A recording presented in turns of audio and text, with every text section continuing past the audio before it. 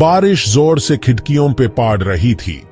हवा जोर जोर से आवाज कर रही थी, जैसे कोई भूखा भेदिया एक छोटी लाडकी माया एक बड़े खाली मकान में बैठी थी। यह मकान पहाड़ी के ऊपर था, शहर से बहुत दूर। मॉनसून की छुट्टियां अभी शुरू हुई थी। उसके मम्मी पापा किसी बीमार रिश्तेदार को देखने गए थे और माया अकेली रह गई थी। पुराना मकान अजीब अजीब आवाज कर रहा था। यह पुराना था और अंधेरा ही अंधेरा था। माया डरने की कोशिश नहीं कर रही थी। यूस अपने परिवार की कमी महसूस हो रही थी, लेकिन वो एक बहादुर लाडकी थी, या कम से कम वो बनने की कोशिश कर रही थी। टेलीविजन की रोशनी कमरे में झिलमिल कर रही थी। अंधेरे में बस यही एक चीज थी जो थोड़ा सा अच्छा लग रहा था। माया कार्टून्स देख रही थी, बाहर के तूफान को भूलने की कोशिश कर रही थी। वो खाली मकान को भूलने की कोशिश कर रही थी। अचानक बिजली कड़कने की आवाज से वो डर गई। टीवी बैंड हो गया। कमरा अंधेरे में डूब गया। माया कांपने लगी। यूस अपनी गर्दन के पीछे डर महसूस हुआ। खामोशी छा गई, एकदम खामोशी। तूफान जैसे रुक गया हो। माया ने कान लगाए। यूस हॉल में पुरानी गाड़ी की टिक टिक की आवाज सुनाई दे रही थी।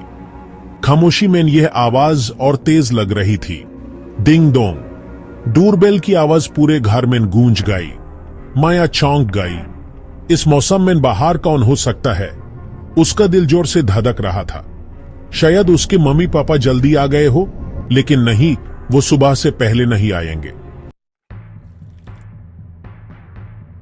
Ding dong, ding dong.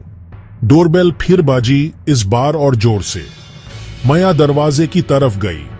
उसने पीप होल से देखा, कोई नहीं था।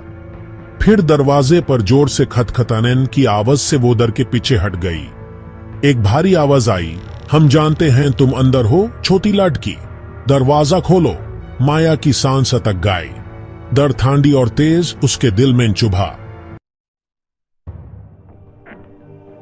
सेक्शन 5। काले कपड़ों वाली औरत। डरते डरते माया ने दरवाजा थोड़ा सा खोला। बिजली कड़कने की रोशनी में 2 लोग खड़े थे। एक लंबा कदा आदमी सख्त चेहरे के साथ, और उसके पास एक औरत काले शॉल में लिपटी हुई। औरत का चेहरा अंधेरे में छिपा हुआ था, लेकिन माया उसकी आंखें देख सकती थी। अजीब सी चमक रही थी। औरत ने अपना सिर पीछे किया और हंसी, एक ऐसी हंसी जिसमें कोई खुशी नहीं थी। हुमैन अंदर आना है, बच्ची, आदमी ने कहा। उसकी आवाज भारी और खुरखुरी थी। बाहर तूफान में सुरक्षित नहीं है। माया के अंदर डर बढ़ रहा था। वो दरवाजा बंद करना चाहती थी, लेकिन डर के मारे वो हिल नहीं पा रही थी। तुम क्या चाहते हो? माया ने फिरफिराती आवाज में कहा। उसकी आवाज कांप रही थी। औरत की हंसी फिर गूंज उठी, जिससे माया की रीढ़ की हड्डी में सिरहन दौड़ गई। आदमी झुका। उसकी सांस माया के गाल पर गर्म थी। हम बस बात करना चाहते हैं, उसने फिरफिराया।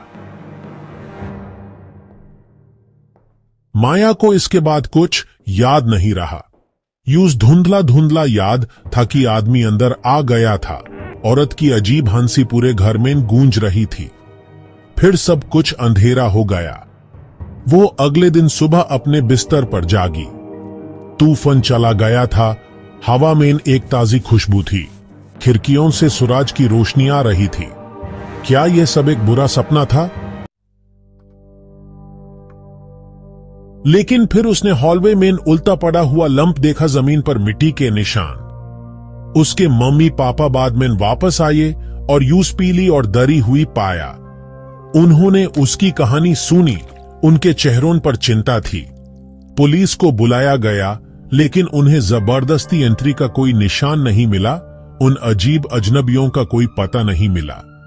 यह घटना एक रहस्य बनकर रह गई, हमेशा के लिए माया की याद में। साल बाद माया अब भी परछाइयों से डर जाती है।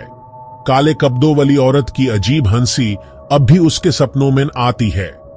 पहाड़ी पर खाली मकान उस डरावनी रात की खामोश गवाही देता रहा। एक ऐसी रात जब हकीकत और सपने के बीच की लकीर धुंधली हो गई थी, जिसे माया हमेशा के लिए बदल गई। क्या आपने कभी ऐसा कुछ अनुभव किया है जिसे आप समझा नहीं सके? अपनी कहानियां कमेंट्स में शेयर करें और इस डरावनी कहानी को अपने दोस्तों के साथ शेयर करना ना भूलें।